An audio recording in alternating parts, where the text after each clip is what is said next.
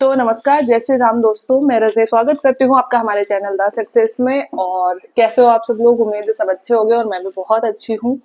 तो आज का जो वीडियो होने वाला है वो होने वाला है मेरे फेलियर्स पे। कि बहुत सारे लोग पूछते हैं कि मैम आपने जो फर्स्ट ग्रेड की एग्जाम पास करी थी, कौन से अटेम्प्ट में पास करी थी, इससे पहले आपने कितनी एग्जाम दी, आप कितनी बार फेल हुए। तो उन्हीं सब क्वेश्चंस का एक जवाब वाला वीडियो होने वाला है। और अगर आपने मेरी पूरी जर्नी नहीं देखी है तो आप फेलियर से फर्स्ट ग्रेड वाला जो मेरे चैनल का डेमो वीडियो है वो खोलोगे तो आपको मेरा फर्स्ट वीडियो जो चैनल पे मैंने अपलोड किया था वो आप देख सकते हो। वहां पे आपको पूरी कहानी पता चल जाएगी कि मैं कहाँ कहाँ कितनी बार फेल हुई और कैसे लास्ट में बनी हूँ। तो सबसे पहले अपना इंट्रोडक्शन दे दूं। मेरा नाम रजनी शर्मा है, राजस्थान के सीकर जिले से बिलोंग करती हूँ। होम डिस्ट्रिक्ट मेरा सीकर है और फिलहाल मैं school lecturer first grade geography के पद पर कार्यरत हूँ। लगभग 3 साल मेरी नौकरी को हो चुके हैं और जब से मैं नौकरी लगी तब से मैंने एक प्लेटफॉर्म बनाया कि मेरी जो नौकरी है वो बड़ी आसानी से मुझे नहीं मिली है। ऐसे तो किसी को आसानी से नहीं मिलती, हर किसी की अपनी कहानियां होती है नौकरी लगने के पीछे। मुझे नहीं लगता चांदी की चम्मच लेके नौकरी के मामले में, सरकारी नौकरी के मामले में कोई मुंह में लेके आता है। तो ऐसे ही मेरी कहानी सुनाने के लिए मैंने चैनल ओपन किया कि यार जिन सोर्सेज से मैं पढ़ी बिना किसी कोचिंग के, वैसे ही मेरे जैसे बहुत सारे बच्चे होंगे जो अभी लड़ रहे हैं, जिनके बार बार फेलियर वाले रिजल्ट आ रहे हैं, फेल हो रहे हैं और उनको वो कहीं ना कहीं तैयारी छोड़ देते हैं। तो मेरे को लगा कि यार पहले मेरे को भी ऐसे लगता था, कहने की बातें हैं कि भगवान सब देखता है, एक दिन रिजल्ट आता है, एक दिन रिजल्ट आता है, कुछ नहीं आता है ना, सब्र का फल मीठा होता है। मेरे को 100% ऐसे लगने लग गया था कि ऐसा कुछ नहीं होता। बट जब मेरे रिजल्ट आने लगे तब मुझे एहसास होने लगा कि नहीं यार ऐसा होता है। तो उन्हीं सब यात्राओं को, उन्हीं सब कहानियों को आप तक पहुंचाने के लिए चैनल खोला था। और मुझे मुझे नहीं पता था कि मेरे चैनल को कोई देखेगा भी कि नहीं, लेकिन आप सब लोगों ने यार इतना पसंद किया और आप सब लोग रिलेट करने लगे अपने आप को मुझसे, है ना। तो इसी से मेरा सफर शुरू हुआ और फिर धीरे धीरे मैंने एक्सपीरियंस, अपनी बुक्स, अपने जो भी ऑनलाइन प्लेटफॉर्म जो मैंने यूज किए शेयर करना शुरू किया और ऐसे आज तक ये चैनल चला हुआ है। ठीक है, तो आज वाली कहानी होने वाली है कितनी एग्जाम्स में मैं फेल हुई थी और लास्ट में फिर किन किन एग्जाम्स में मैं पास हुई, तो वो वाली जर्नी है। तो वीडियो शुरू करते हैं। तो मेरे पास ये एक ही रिंग लाइट है। अगर मैं इधर रख देती हूँ तो ये वाला फेस क्लीन दिखता है, अगर मैं इधर रख देती हूँ तो ये वाला क्लीन दिखता है। तो ये सिर्फ लाइट का कमाल है। बाकी आप पूछोगे मैम डार्क सर्कल्स वगैरह जो पढ़ाई के मामले में थे वो थे, बाकी ऐसा कुछ बहुत ज्यादा भी नहीं है। कैमरे को जो हल्का सा भी स्पॉट दिखता है उसको वो डार्क कर देता है ना।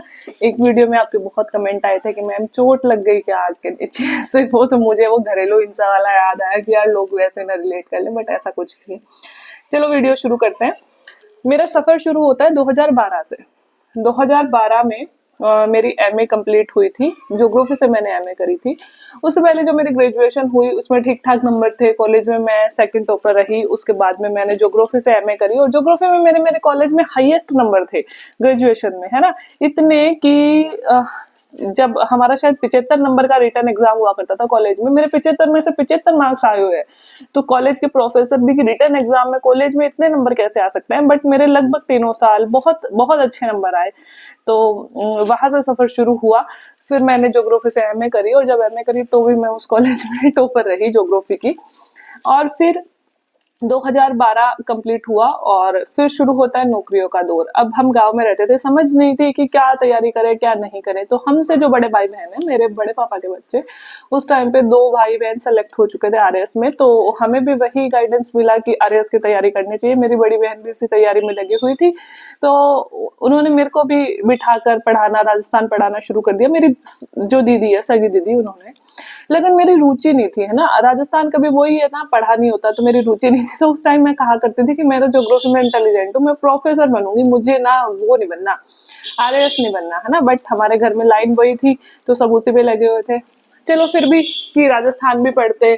और फिर प्रोफेसर की मन में थी तो ज्योग्राफी जस्ट कंप्लीट ही हुई थी तो नेट के एग्जाम देने जाती मैं। तो मैंने नेट की एग्जाम दी, दिसंबर वाली दी जब कंप्लीट हुई, शायद दिसंबर 2012 में दी, फिर 13 में दी। दोनों एग्जाम, एक साल में 2 एग्जाम लगती है, लेकिन सिलेक्शन नहीं हुआ किसी में भी।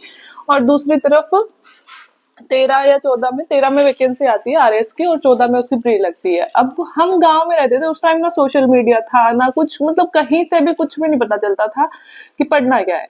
जो हमारे बड़े भाई बहन लग चुके थे उनसे हमारी कॉल पे बात होती तो वो हमें बताते कि बच्चों वो पढ़ो, ल्यूसेंट पढ़ो और राजस्थान लक्ष्य पढ़ो, है ना। तो हम दो चीजें, सिर्फ दो ही चीजें थी राजस्थान के नाम पे हमारे पास में, एक तो ल्यूसेंट और लक्ष्य राजस्थान, बाकी हमारे पास में कुछ भी नहीं था। हमने जो पढ़ा उनसे पढ़ा, बाकी हमारे कॉलेज की किताबें जो हमने ग्रेजुएशन में पढ़ी या ये सब पढ़ी। ऐसा नहीं है कि हम पढ़ाई में डफर थे या मैं पढ़ाई में डफर थी, बट सोर्सेज नहीं थे, पता नहीं था, है ना।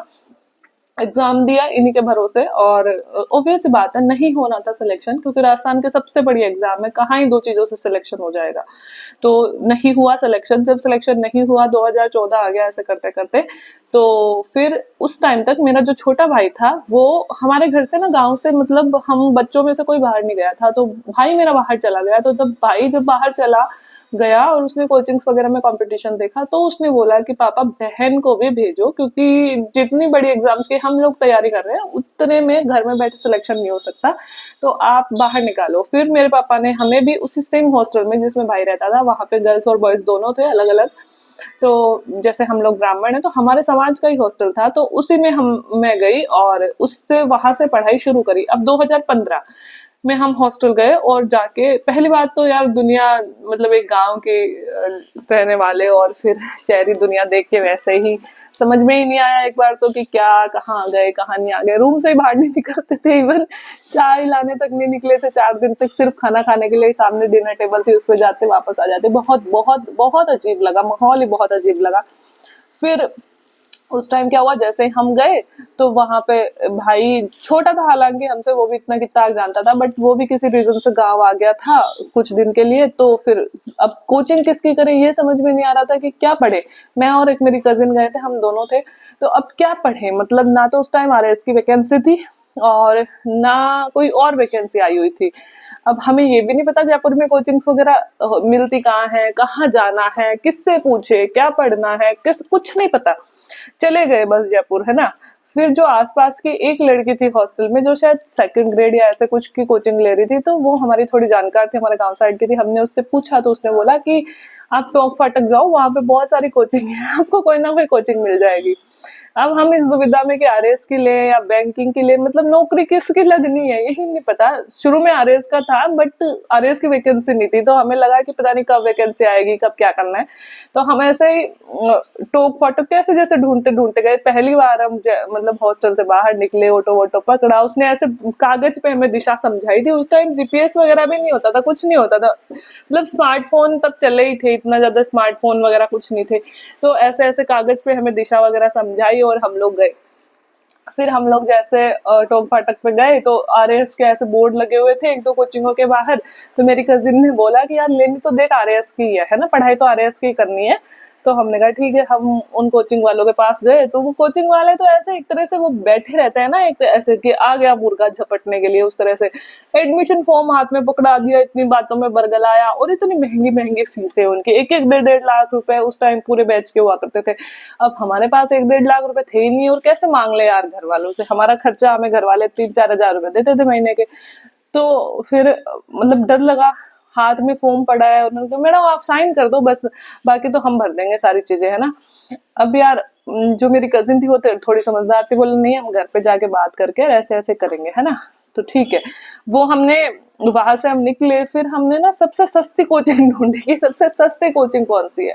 तो हमने ऐसे वैसे मतलब थोड़े बहुत की भी किसी से कुछ जानकारी निकल जाए इनके थ्रू हमने एक कोचिंग, जिसमें हमें शायद हमारी शायद कितनी फीस थी भाई, 20,000 रुपए प्री की, ऐसे कुछ कि हमें सिर्फ प्री की लेना है, हमें आगे लेना ही नहीं है, क्योंकि इतने पैसे भी नहीं थे और आगे का किसको पता, अभी तो प्री क्लियर नहीं हुई थी। तो हम प्री की कोचिंग करने के लिए, कोचिंग हुआ करती थी अवसर, जो लोग जयपुर में रहते हैं वो अभी भी जानते होंगे, बट अब वो फैकल्टीज नहीं है जिस टाइम, उस टाइम जो फैकल्टीज थी, क्योंकि हमारे जो सारे सर थे वो न्यू सर थे, मतलब लाइक वो आईएएस के एग्जाम आरएएस के एग्जाम फाइट कर रहे थे उस टाइम पे, और उन्होंने शायद हमारा एक ही बैच लिया था, और मोस्टली टीचर्स का आरएएस में सिलेक्शन या हो गया था, आरएएस में ही हुआ था मोस्टली का। तो वो लोग जो हमें पढ़ाते थे, 5 6 टीचर हुआ करते थे, वो सभी उस कोचिंग में निकल गए थे अगले साल ही।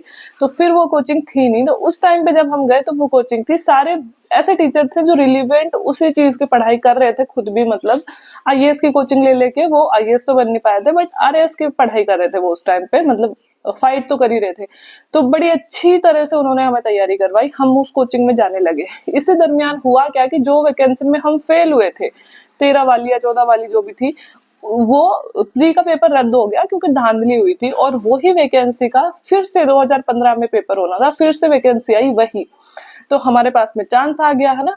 और फिर हमारा रूटीन क्या हुआ करता था उस टाइम पे कि कोचिंग गए, और शायद सुबह 7 बजे जाते थे और 1:30 बजे तक कोचिंग होती थी, 2 बजे तक, 2:15 बजे तक घर पहुंचते, खाना खाते, सो जाते। शाम को उठ के जो कोचिंग में पढ़ाया उसको पूरा रट लेना पूरा। जब कोचिंग का फर्स्ट टेस्ट हुआ, जब हम 1-2 दिन ही हुआ था हमको कोचिंग जाते, फर्स्ट टेस्ट हर संडे को टेस्ट होता था उनका। जो टेस्ट हुआ उसमें करंट के ही क्वेश्चन थे, हमें आए ही नहीं, मतलब नाम ही नहीं सुना ऐसे क्वेश्चन। तो हमें लगा यार, और सब बच्चों के 10 में से 10 ज्यादातर के है ना, तो हमें लगा यार हम तो बहुत डफर है, इनसे तो बहुत पीछे हैं। तो हमें यार, क्योंकि आज तक तो पढ़ाई में ठीक ही रहे स्कूल से लेकर कॉलेज तक, तो इंसल्ट फील हुई कि यार ऐसा कैसे है, अपन को कैसे कुछ नहीं आता, अपन भी तो आरएस की तैयारी कर रहे थे, बट यार करंट पढ़ा ही नहीं कभी जिंदगी में, सुना ही नहीं था करंट भी क्या होता, करंट अफेयर से नाम पहली बार सुना था इवन वहां जाके। फिर अगले संडे को जो टेस्ट हुआ, क्योंकि हम लोग जो भी कोचिंग में पढ़ाते थे वो घर आके पढ़ते थे, बस यही दिनचर्या हमारी कि पढ़ाया उसको रट लिया है ना, संडे को जो टेस्ट होगा उसी में से क्वेश्चन आएंगे। और सर क्या करते थे, हर डेली का एक प्रिंट देते थे हमें, जिसमें टॉप 10 क्वेश्चन होते थे जीके के, जो भी आज के न्यूज़पेपर में आए हैं उनको प्रिंट करवा के देते थे। तो इस तरह से हमारी कोचिंग शुरू हुई, और 2015 में कोचिंग शुरू हुई, और 15 के ही लास्ट में, अप्रैल या मई में हमने कोचिंग शुरू करी थी, और शायद अक्टूबर में एग्जाम आ गई थी प्री की। हमने प्री की, मैंने एग्जाम दी और मैं पास हो गई है ना प्री की एग्जाम में। जिंदगी में पहली बार मैं पास हुई, इससे पहले मैं नेट की 3-4 एग्जामों में फेल हो चुकी थी। घर वाले मजाक उड़ाते थे कि नेट ही पास नहीं हो रहा, कितनी बार देगी कितनी बार देगी, बट मैं पास हो गई। हाँ, जयपुर आने के बाद में फिर नेट की तैयारी छोड़ दी, क्योंकि भाई आरएएस स्कीम में लग गए, तो फिर कभी ज्योग्राफी नहीं पढ़ी वापस जयपुर आने के बाद में, और इसकी तैयारी करती रही मैं। अब इसके बाद में प्री तो पास कर ली, अब बात है मेंस की, और मेंस कुछ ही दिनों बाद में थी। तो अब मेंस के बारे में क्या पढ़े, कोचिंग तो प्री की थी। अब हमने मतलब पता ही नहीं है पढ़ना क्या है ना, और शायद 4 महीने का ऐसा ही कुछ गैप था मेंस के लिए, लिखना तो कभी सीखा ही नहीं। तो फिर मैंने क्या किया कि जो प्री में पढ़ा है ना उन्हीं नोट्सों को दोहराती गई दोहराती गई दोहराती गई है ना, मेंस देने बैठ गए। अब ऑब्वियस सी बात है यार, प्री के सिलेबस में मेंस के सिलेबस में कितना अंतर होता है, शायद मैंने तो सिलेबस भी नहीं देखा था मेंस का कि होता क्या है, मेरे को लगा यही आरएएस है, इसी से पास हो जाएंगे। तो मेंस दिया और फेल हो गए, ऑब्वियस सी बात है, होना ही था।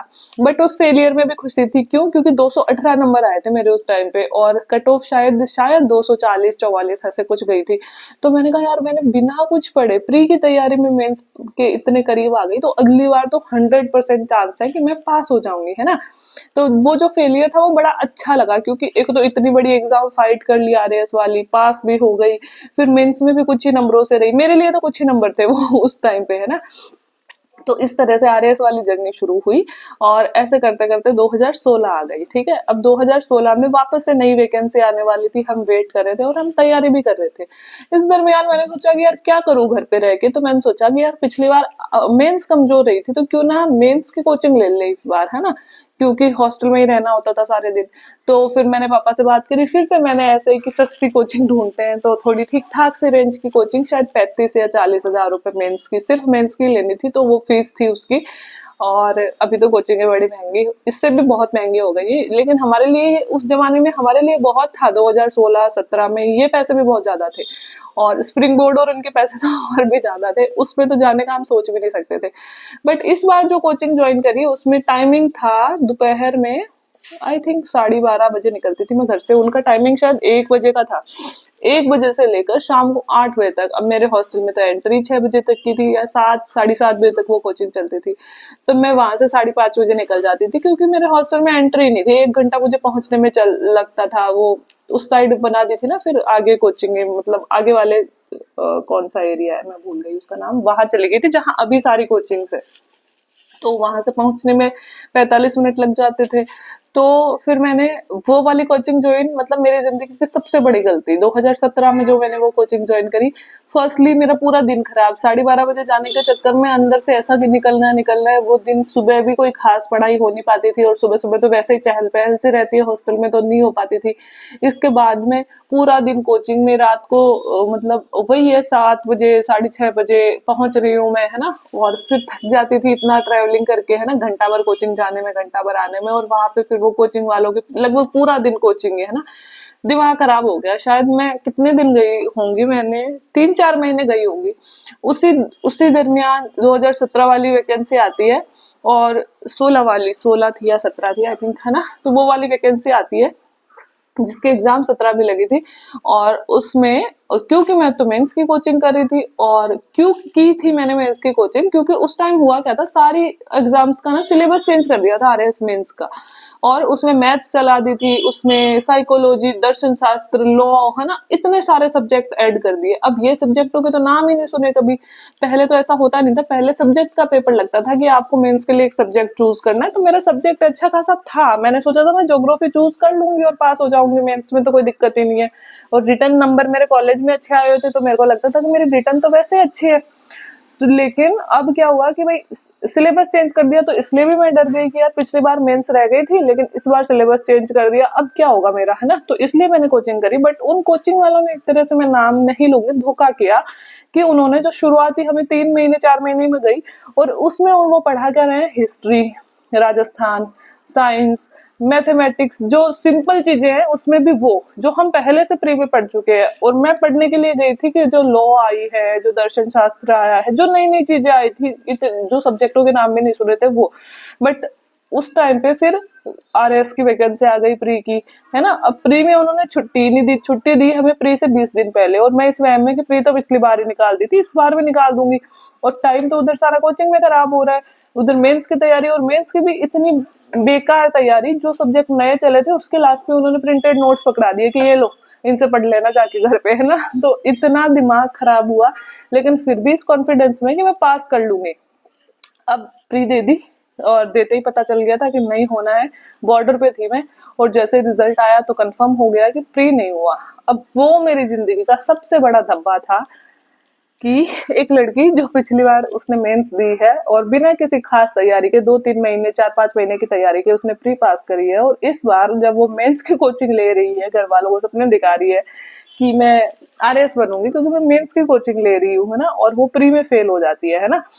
तो फिर झटका था बहुत भयानक वाला कि अब क्या होगा लाइफ में आगे, और अब मुझे क्या करना चाहिए, क्योंकि आरएएस की वैकेंसी जिसमें मैं प्री में फेल हुई हूँ 1-2 साल, तो इसको क्लियर होने में लगेंगे, फिर आगे प्री की वैकेंसी आएगी। अब उम्र बढ़ती जा रही थी, ऑप्शन नहीं था करने को कि अब क्या किया जाए, है ना। तो यहाँ से फिर जिंदगी का 2017 लास्ट की बात होगी, यहाँ से जिंदगी का असली सफर, असली संघर्ष शुरू होता है।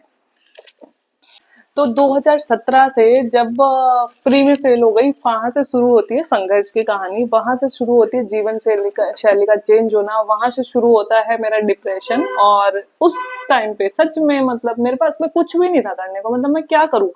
मैं प्री में फेल हो गई हूँ, मैं अगर टीचिंग की करूँ तो मेरे पास बीएड नहीं है, मैं बैंकिंग की करूँ तो मुझे मैथ्स नहीं आती है, आरएएस की वापस करूँ तो वैकेंसी कब आएगी, जब ये पूरी होगी तब नेक्स्ट वैकेंसी आएगी। तो मेरे पास कुछ भी नहीं था करने को कि अब मुझे क्या करना चाहिए, है ना। पूरे दिन हॉस्टल के रूम में बंद रहती हूँ, है ना, सिर्फ खाना खाने जाती हूँ, उसमें भी इतनी शर्म आती है मुझे कि यार पूछेंगे लोग, कहेंगे करने क्या आई है, मतलब आरएएस की तैयारी करने आई थी, कुछ भी नहीं बन पाई। इस तरह से ना बड़ी बड़ी बहुत बेकार सिचुएशन हो गई थी मेरी।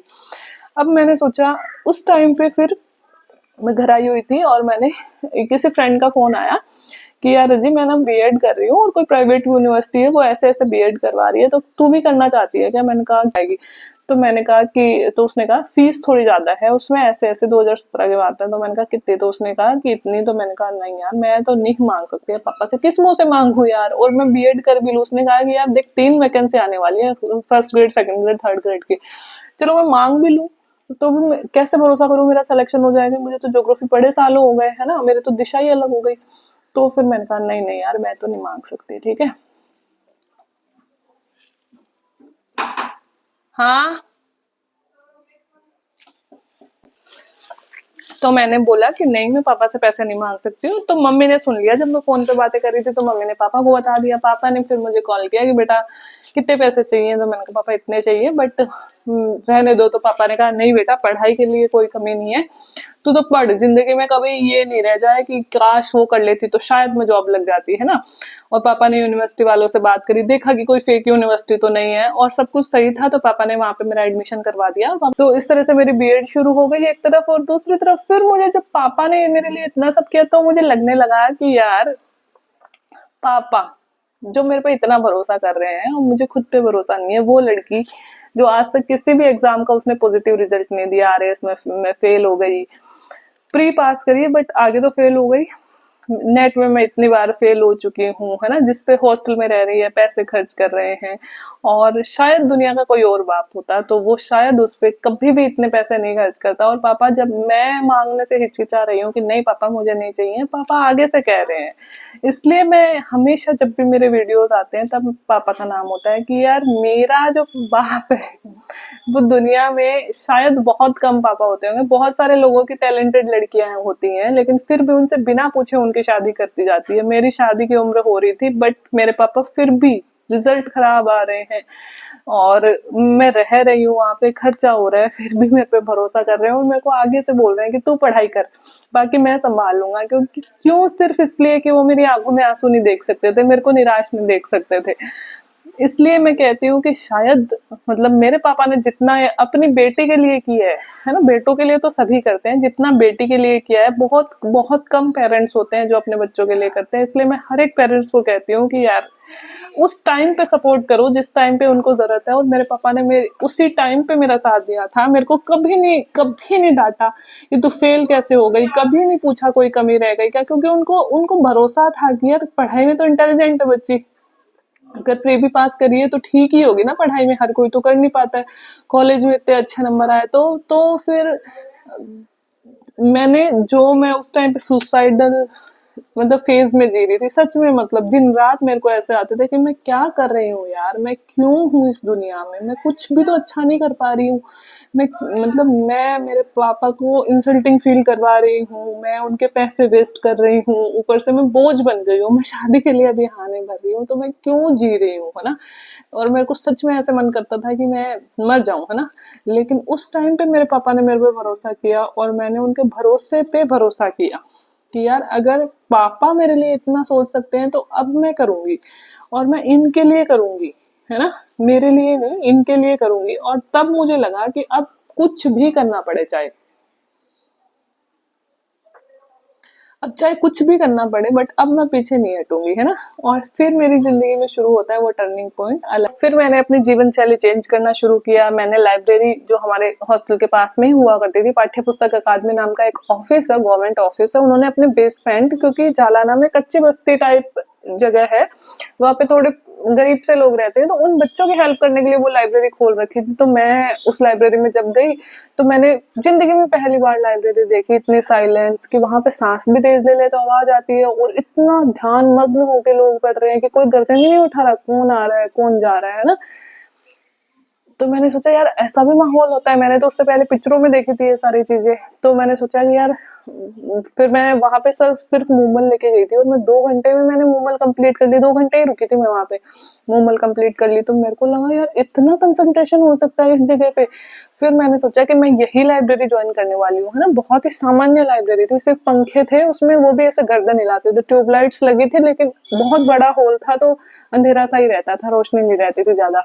बाहर बारिश आंधी तूफान भी आ रहा हो तो भी हमें पता नहीं चलता था, है ना, इतना अंधेरा अंधेरा सा रहता था। बट ठीक है, माहौल बहुत अच्छा था उसका, क्योंकि बहुत ही गरीब परिवारों के बच्चे आते थे और वो बहुत सीरियस थे अपने करियर के लिए, है ना। तो वैसी वाली जगह थी वो। तो मैंने सोचा कि मैं यहीं पढ़ूंगी, और फिर मैंने शुरू किया लाइब्रेरी वाला सफर। और जिंदगी का बेस्ट डिसीजन मेरा जो था वो उस लाइब्रेरी को ज्वाइन करना। मैं उस लाइब्रेरी में पहले 10 से मतलब पहले 12 से 2 जाती थी, फिर मैंने 12 से 4 किया, फिर मैंने 10 से 4 किया, और फिर मैंने लास्ट में 8:30 से लेकर मैं 6:30 बजे तक, जब तक मेरे हॉस्टल का मतलब क्लोजिंग पॉइंट होता था 6:30 बजे, तो वहां तक मैं उस लाइब्रेरी में बैठी रहती थी और पढ़ाई करती थी। मैं इतनी पढ़ती थी, इतनी मतलब और मैं क्या मतलब उस लाइब्रेरी में सभी बच्चे इतने पढ़ते थे, क्योंकि मैं उनको देख के ही सीखी। मैं उनसे पूछती थी कि तुम किसकी तैयारी कर रही हो, तो कोई लड़की बेचारी रीट की तैयारी कर रही है, कोई कांस्टेबल की तैयारी कर रही है। तो मैंने सोचा यार ये तो सब मेरे से तो कम से कम नीचे लेवल की, मैं तो इनसे बड़ी लेवल की तैयारी कर रही हूँ, फिर भी मैं इनसे कम पढ़ती हूँ। तो उनको देख के मैंने सीखा कि नहीं यार, अगर बनना है ना तो बहुत पढ़ना पड़ेगा। और फिर मैंने अपने पूरे पूरे दिन, मैं 8:30 बजे निकलती थी हॉस्टल से और 5-10 मिनट में पहुंच जाती थी लाइब्रेरी में, और 9 बजे तक मेरा फिक्स होता था कि मैं बैठ जाऊं। 8:45 ही बैठ जाती थी वैसे तो, लेकिन कैसे भी किसी भी हालत में लेट भी हो जाए तो भी मैं 9 बजे तक बैठ जाऊंगा ना पढ़ने के लिए। 9 बजे से लेकर शाम को 6:30 बजे तक मैं उसमें पढ़ती थी, और सिर्फ खाना खाने का आधा घंटा और 3 बार चाय पीने के 15-15 मिनट, इसके अलावा कोई भी डिस्टरबेंस नहीं। मैं पूरे दिन पढ़ती थी। और उतना ही नहीं, उसके आने के बाद भी 6:30 बजे मैं आती थी, आधा घंटे नाश्ता वास्ता करके मैं 7 बजे सो जाती थी, क्योंकि बहुत थकी हुई होती थी। 7:15 बजे घंटी लगती थी हमारे खाना खाने की, डिनर की। तो 7:15 बजे जगती थी मैं, 15 मिनट में अच्छी नींद ले लेती थी। और खाना वाना खा के 8:30-9 बजे तक हम वापस हमारे रूम में आते थे। और फिर 10 बजे मैं बुक्स रख देती थी। 10 बजे, 9 से 10 बजे तक मैं करंट अफेयर्स पढ़ती थी, द हिंदू पढ़ती थी मैं उस टाइम पे। और 10 बजे तक, 10 सवा 10 तक मैं अपनी बुक्स वगैरह, मोबाइल वगैरह रख के और सो जाती थी, ताकि मुझे 10:30 बजे तक नींद आ जाए, है ना। और फिर मुझे सुबह 4:30 बजे, 4:30, 4:40 पे ऑटोमेटिक आंख खुल जाती थी। शुरू में अलार्म, फिर धीरे धीरे आदत हो गई। और फिर मैं 4 बजे जगती थी, 4:30 बजे जगती थी। और उसके बाद में मैं 7:30 बजे तक पढ़ती थी। उसमें मेरा वॉक भी होता था, योगा भी होता था, मेडिटेशन भी होता था। आधा घंटे में इनको दिया करती थी सारी चीजों को। और फिर मैं 7:30 से 8:30 तक अपनी बेसिक जो भी सारी चीजें हैं, नहाना, कपड़े धोना, नाश्ता करना, सब कुछ कर करा के तैयार वैयार हो खा के, और 8:30 बजे मैं लाइब्रेरी के लिए निकल जाती थी। हाँ, और चीजें मैंने क्या चेंज करी, मैंने अपनी जिंदगी में इतना मतलब जो नेगेटिव चीजें आ रही थी मेरी लाइफ में, उनको भगाने के लिए जितना पॉजिटिव हुई मैं इतने मोटिवेशनल वीडियो सुनती थी, खासकर संदीप माहेश्वरी सर के, सिस्टर शिवानी के, अजय चौधरी सर को मैं फॉलो करने लगी थी, क्योंकि उनका चैनल देखती थी तो बहुत फॉलो करती थी उनको भी मैं। वो भी कई बार मोटिवेट करते थे। इसके अलावा सदगुरु जी के, इसके अलावा कितनी किताबें पढ़ी मैंने। अब्दुल कलाम जी की जीवनी पढ़ी मैंने, भगत सिंह की जीवनी पढ़ी, अंबेडकर जी की जीवनी पढ़ी, नेहरू जी की जीवनी पढ़ी, गांधी जी के साथ सत्य के साथ मेरे प्रयोग, सबसे फेवरेट अब्दुल कलाम सर की है। और ये सारी चीजें मैंने पढ़ी ताकि लाइफ में पॉजिटिवनेस आ सके। सुबह 6 से 6:30 बजे तक मैं मतलब 10 मिनट वॉक करती थी, और फिर मैं 10 मिनट मेडिटेशन करती थी, 10 मिनट में स्ट्रेचिंग कर लेती थी। इस तरह से सारी जो पॉजिटिव चीजें हैं वो जिंदगी में ऐड कर ली, और सच में मेरी जिंदगी कुछ ही महीनों में इतनी शानदार मतलब चेंज मुझे दिखने लगे कि मैं पढ़ने लगी। तो जब मैं शाम को घर आती थी ना लाइब्रेरी से लौट के, तो मुझे इतना इतना बढ़िया फील होता था कि यार मैं कितना अच्छा सदुपयोग करके आई हूँ दिन का, है ना। जब मैं रात को सोती थी ना, तो मेरे को इतनी अच्छी नींद आती थी, जबकि मेरे पास कुछ नहीं था उस टाइम भी, मेरे पास कोई रिजल्ट नहीं था, बट खुद पे भरोसा होने लगा था कि मैं बहुत अच्छा पढ़ रही हूँ। इतनी बढ़िया नींद आती थी। और मैंने वो चीजें सुनी थी कि सोने से पहले आप उस सपने के बारे में सोच के सो, जो सपना आप जीना चाहते हो। तो मैं सोच के सोती थी कि अपन आरएस बन जाएंगे तो अपन कैसी लाइफ होने वाली है, वो सारी अच्छी अच्छी चीजें सोच के सोती थी। ठीक है। अब्दुल कलाम जी ने बोला था कि सोने से पहले आप अपनी उस चीज के बारे में सोच के सो जो आप पाना चाहते हो। तो जब आप सोओगे तो आपके ख्वाबों की एनर्जी जो है वो ब्रह्मांड में जाएगी, और ब्रह्मांड की सारी ताकत खींच के जब आप उठोगे उससे पहले आपके दिमाग में ले आएगी, और वो एनर्जी आपके सपने को जो आप करना चाहते हो उसको पूरा करने में लगाएगी। तो ये अब्दुल कलाम जी ने अपनी बुक में लिखा है, तो मैं इस चीज को मानती हूँ। तो मैं वो सोच के सोया करती थी। और इस तरह से फिर मैंने जिंदगी में और मतलब पढ़ाई शुरू करी। फिर आप सोचते हो कि मैं पढ़ती क्या थी, है ना, लाइब्रेरी में जाके, क्योंकि मेरे पास कुछ तो था नहीं ना करने को, मतलब मेरी कोई एग्जाम भी नहीं थी, तो मैं क्या पढ़ती थी। तो मैं उस टाइम पे आरएस मेंस की तैयारी कर रही थी। सोचो, मैं प्री में फेल हो चुकी थी, बट मैं मेंस की तैयारी कर रही थी। अब कैसे कर रही थी मेंस की तैयारी, जो कोचिंग मैंने ली थी उसके सारे नोट्स मैंने फेंक दिए थे। मैं वहां पे ऑथेंटिक किताबें, एक तो मैंने पुराने जो मेंस के पेपर थे उनके जो है ना मॉडल पेपर निकाल लिए जो मेंस के थे उनके, उनमें क्वेश्चन देखती थी। अच्छी अच्छी किताबें ली मैंने, हिस्ट्री की, तीनों हिस्ट्री की किताबें थी मेरे पास में। लक्ष्मीकांत है पॉलिटी के लिए, राजस्थान के लिए तो लक्ष्य ही पढ़ी थी। इसके अलावा कुछ प्री के नोट्स थे, साइंस वगैरह के उनमें से तैयार करी। इस तरह से शुरू करी मैंने तैयारी। और मैं पूरे दिन मेंस के आंसर राइटिंग करती थी, 20 शब्दों वाले, 50 शब्दों वाले, 100 शब्दों वाले, पुराने पेपर्स में देखती कि जैसे मूल अधिकार वाला चैप्टर, इसमें से कैसे क्वेश्चन आया है, उनको फिर मैं लिखती अपने शब्दों में, अच्छा सा अच्छा किताब में से। इस तरह मैं पूरे दिन लिखती थी। लाइब्रेरी के बच्चे भी सोचते थे कि ये क्या करती रहती है पूरे दिन, है ना, लेकिन मैं पूरे दिन लिखती रहती थी, क्योंकि कुछ है ही नहीं, दिमाग शुरुआत में तो भटकता ही था। तो फिर उसको कंसंट्रेट करने का एक ही उपाय था मेरे पास कि लिखते रहो, याद पता नहीं शायद होनी हो, लेकिन लिखते रहो। तो मैं लिखती रहती थी। इस तरह से जब हमारी 2018 में प्री आई, उससे पहले मेरे मेंस के नोट्स तैयार हो चुके थे पूरे। सोचो, मैं प्री में फेल हुई हूँ पिछली बार, और इस बार मैं मेंस की तैयारी करी हूँ, वो भी अपने स्तर पे। जो नए सब्जेक्ट चले थे उनके यूट्यूब पे चैनल खोज खोज के, किसी ने लॉ पढ़ाई है क्या, है ना, किसी ने दर्शन शास्त्र पढ़ाया है क्या, वो खोज खोज के वहां से अपने नोट्स तैयार किए। और इसी दरमियान जब प्री की वैकेंसी आई 18 में, तब मेरी 20 दिन पहले मेरी बीएड की एग्जाम खत्म हुई। अब मैं बीएड भी स्किप नहीं कर सकती, क्यों? क्योंकि मैंने पैसे दिए यार, उसके लिए इतने पैसे लगे। और मैं आरएस मेंस भी, प्री भी स्किप नहीं कर सकती, क्योंकि वो मेरा सपना था। तो इस तरह से मैंने जब बीएड की एग्जाम दी, नो एग्जाम थी, बहुत दूर जाना पड़ता था, कुकस थी मेरी यूनिवर्सिटी, वहां जाना पड़ता था। और वहां से फिर एग्जाम वो पूरी करी। फिर मतलब पढ़ती तो थी खैर, एग्जाम में भी मैं वहां पे भी बीएड की पढ़ाई नहीं करी मैंने। बीएड तो मैं मन से उत्तर लिख देती थी, क्योंकि सामान्य क्वेश्चन आते हैं बीएड में, तो इतना तो कर ही सकता है बच्चा आरएएस की तैयारी करने वाला। और फिर मैं तैयारी कर रही थी मेंस प्री की।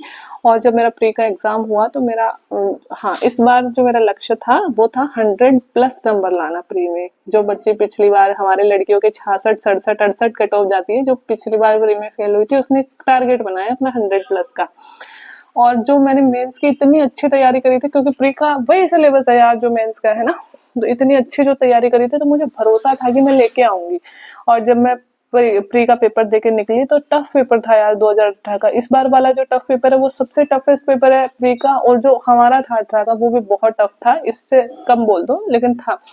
तो जब मैं देकर निकली तो मुझे बड़ा बुरा लगा कि यार इतने दिन पढ़ाई करी और क्या ही पेपर आया, पता नहीं क्या ही नंबर आएंगे। लेकिन जब मैं आके जोड़ा तो बहुत अच्छे नंबर बन रहे थे। तो पापा को बोला कि पापा 75+ क्वेश्चन सही हुए लगभग, है ना। तो पापा ने कहा इतने क्वेश्चन, मैंने कहा हाँ। तो पापा ने कहा बेटा जब से तू बैठी है, तब से तेरी गई है सेंटर में एग्जाम देने, तब से तेरी मम्मी है ना भगवान के सामने माला जप रही है। तो मैंने कहा पापा इसीलिए मेरा बहुत अच्छा पेपर हुआ है। जब रिजल्ट भी आया प्री का, तो मेरे शायद 81 या 82, मतलब बहुत अच्छे नंबर थे, बहुत अच्छे नंबर थे। कट ऑफ से 20-25 नंबर ज्यादा थे।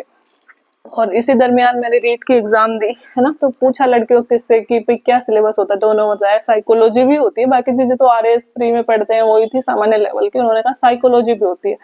तो मैं साइकोलॉजी उस टाइम अजय चौधरी सर को सर्च किया, साइकोलॉजी वहां से पढ़ने लगी, अपने नोट्स तैयार किए और रीट की एग्जाम दी। और रीट में भी मेरे उन लड़कियों के मतलब बहुत अच्छे नंबर आए। जब मैं, मुझे नहीं पता था रीट में कितने नंबर पे सिलेक्शन होता है। जब मैंने आके मिलाया, अपने आंसर की चेक करी, फिर उन लड़कियों से पूछा तो उन सबके मेरे से कम नंबर थे। तो मैंने फिर बोला कि फिर मैंने देखी कि अनुमानित कट ऑफ कितनी रह सकती है, तो मेरा सिलेक्शन हो रहा था उसमें। तो मैंने कहा यार इसमें भी सिलेक्शन हो रहा है।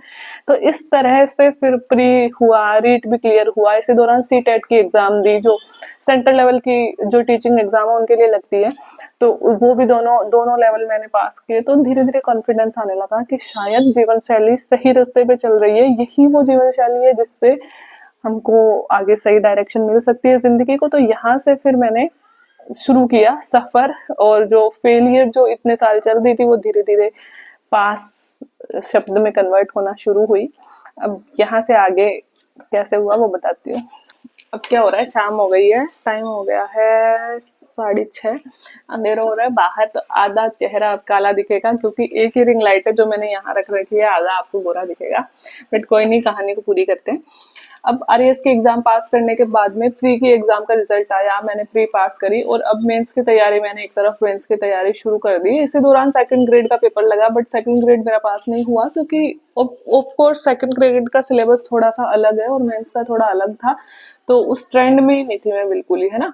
और इसी दौरान जून 2019 में, 19 था या 20 था भाई, शायद 19 ही होगा। जून 2019 में मेरा लगा उसका पेपर, प्री, हाँ 19 ही था, कोरोना नहीं था। प्री का मेंस का पेपर लगा, और मेंस का तो पता नहीं चलता है कैसा गया कैसा नहीं गया, क्योंकि क्वेश्चन मिलाने वाले तो होते नहीं है, अपन लिखते हैं तो आंसर देना होता है। वो टीचर पे डिपेंड करता है कि वो कितने आंसर देगा, कितने नहीं, कितने नंबर देगा, कितने नहीं देगा।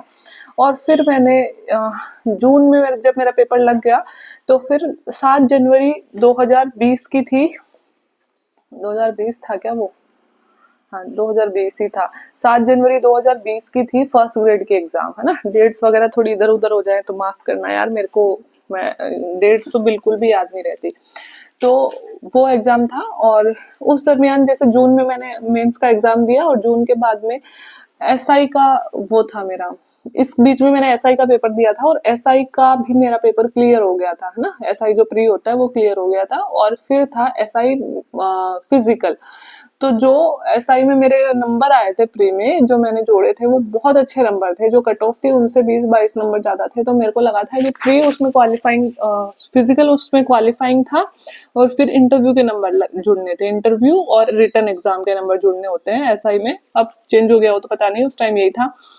तो मैंने, हाँ उस टाइम एसआई का रिजल्ट आया तो क्लियर हो गया, मैंने मेंस दे ही दी थी, तो मैंने कहा पापा फिजिकल की तैयारी करूंगी। अगस्त में रिजल्ट आया था, सितंबर में फिजिकल था 22 दिन बाद में। तो पापा ने कहा जिंदगी में तू जोर से तो चल नहीं पाती, क्या ही फिजिकल की तैयारी करेगी। मैंने जिद पकड़ ली कि मैं करूंगी, है ना। तो पापा ने वही एक अकेडमी थी उसमें मेरा वो करवा दिया जयपुर में ही, मतलब कि चलो 20 दिन है, 20 दिन तू कर ले जो तुझे करना है। तो 20 दिन में वहीं पे रह के और मैंने फिजिकल की तैयारी करी, और हाँ मतलब ठीक ठाक हुआ फिजिकल, बट मेरा फाउल हो गया था, तो मेरे को फाइनल जो है नौकरी उसमें भी नहीं मिली, फिजिकल में भी नहीं मिली, क्योंकि ऑफ कोर्स रिटन एग्जाम में बहुत अच्छे नंबर आए, बट हाँ फिजिकल क्लियर नहीं हुआ, तो आप फेल हो, तो मैं उसमें भी फेल हो गई। तो देखो अब मेरा भविष्य देखो कि मैं पास कर रही हूँ एग्जाम्स, मैंने रीट पास करी, बट मेरे को नौकरी नहीं मिली। क्यों? क्योंकि मेरा काउंसलिंग नहीं करवा पाई मैं। काउंसलिंग क्यों नहीं करवा पाई? क्योंकि मेरा रेट का फाइनल ईयर का रिजल्ट नहीं आया था, मैं इसका बीएड का, है ना। और एसआई की मिली तो एसआई में मेरा प्री हो गया था, बट फिजिकल नहीं हो पाया। इसके अलावा मेरी इसमें आरएस अभी मेंस दी है, पता नहीं है होगा कि नहीं होगा। तो अब मैं जा रही हूँ, अब मेरे पास में अक्टूबर आ गया, और 7 जनवरी की मेरी है किसकी एग्जाम, फर्स्ट ग्रेड की एग्जाम। मैंने जिंदगी में भूगोल कभी नहीं पढ़ी थी, है ना। जिंदगी में मतलब 2014 के बाद में तो बिल्कुल ही नहीं पढ़ी थी, बिल्कुल भी नहीं। जब तक नेट की एग्जाम दी थी 4 बार, चारों बार फेल थी, और उसके बाद में कभी नहीं पढ़ी थी। तो अब मेरे पास देख लो, अक्टूबर में दिवाली थी, दिवाली बाद में मैं घर आई थी हॉस्टल से, और उससे पहले भी फिजिकल देने के बाद भी मेरे पास 20-25 दिन थे, तो उसमें भी मैंने फर्स्ट ग्रेड की तैयारी शुरू कर दी थी। ज्योग्राफी पढ़ना पढ़ते तो हैं और कुछ है ही नहीं करने को, और देखेंगे जो भी होता है। तो फिर मैंने फर्स्ट ग्रेड की तैयारी दिवाली बाद में एग्जैक्टली शुरू करी, और 7 जनवरी को एग्जाम था, और मैं पास भी हो गई। अब ना मैंने कोई कोचिंग ली, ना मैंने कोई कोर्स लिया, ना मैंने किसी सर से पढ़ा। आप पूछते हो किस सर से तैयारी की थी, तो मैंने किसी से भी तैयारी नहीं करी। फिर भी कैसे सिलेक्शन हो गया वो मैं आपको अगले वीडियो में बताऊंगी। तो यहाँ पे मेरा दो जो 7 जनवरी 2020 को मेरा एग्जाम लगा था फर्स्ट ग्रेड, वो दिया मैंने। और उसके उससे पहले तो हाँ बता ही दिया, हाँ दिसंबर वाली मैंने नेट की एग्जाम दी थी, 2019 की दिसंबर वाली। तो उसका 5-10 दिन में ही रिजल्ट आ जाता है। तो उसका जब रिजल्ट आया वो था 31 जनवरी 2019 का दिन, लास्ट दिन था। और बस मैं लाइब्रेरी से 6:30 बजे घर लौट ही रही थी, रिजल्ट आया, मैंने रास्ते में पीडीएफ चेक किया और मेरा सिलेक्शन हो चुका था। तो जिंदगी में पहली बार मेरी नेट पास हुई, है ना। तो मेरे को बहुत खुशी हुई। नेट भी जेआरएफ हुआ था मेरा, तो मेरे को बहुत खुशी हुई, बहुत कि यार जो इस एग्जाम का मेरे पे धब्बा था ना कि तू ये एग्जाम पास नहीं कर सकती कभी भी, वो एग्जाम आज मेरी पास हो गई, है ना।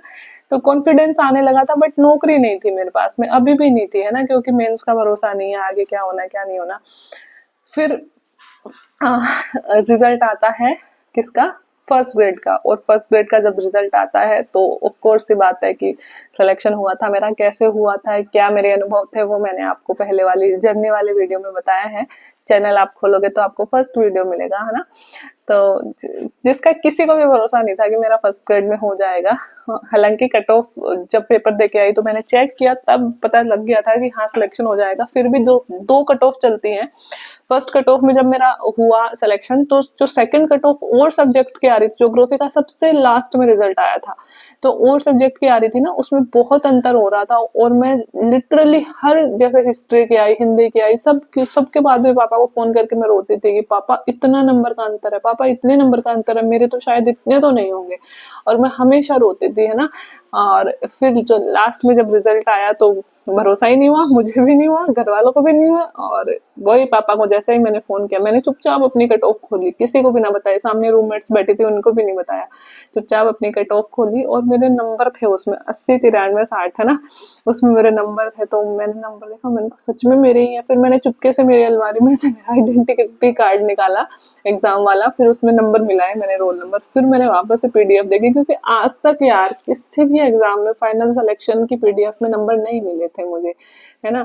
फिर मैंने वापस से निकाली, वापस से चुपके से अकेली अकेली देखी, है ना। फिर मैं चिल्लाई, फिर उनका, मेरी जो सिस्टर वगैरह बैठी थी सामने, तो उनको बोला, उनका यार देखना मेरे ही नंबर है क्या, मेरे ही नंबर है क्या। वो भी देखे, यार तेरे ही है, यार तेरे, मतलब तो फर्स्ट ग्रेड बन गई, सच में फर्स्ट ग्रेड। मैंने कहा यकीन ही नहीं हुआ यार मुझे। मैंने कहा अच्छे से देख ले यार, सच में मेरे ही है ना। उसने कहा तेरे ही है। फिर मैंने पापा को फोन किया, तो मैं रोते रोते फोन किया। पापा को लगा फिर से फेल हो गई, तो पापा कोई बात नहीं बेटा, कोई बात नहीं, हो जाएगा, आगे हो जाएगा, जिंदगी में जो लिखा है वही होगा। जितना पढ़ा है भगवान उतना ही फल देता है, उससे ज्यादा नहीं। फिर मैं एकदम से चिल्लाई, पापा मेरा हो गया। पापा उधर से सच में। फिर मम्मी मतलब सुनी दी थी, तो मम्मी जोर जोर से रिज्जी फर्स्ट ग्रेड बन गई, रिज्जी फर्स्ट ग्रेड बन गई, इस तरह से मतलब घर में जैसे पड़ोसियों को सुनाने के लिए चिल्लाने लग गई। तो इस तरह से फर्स्ट ग्रेड का रिजल्ट आया।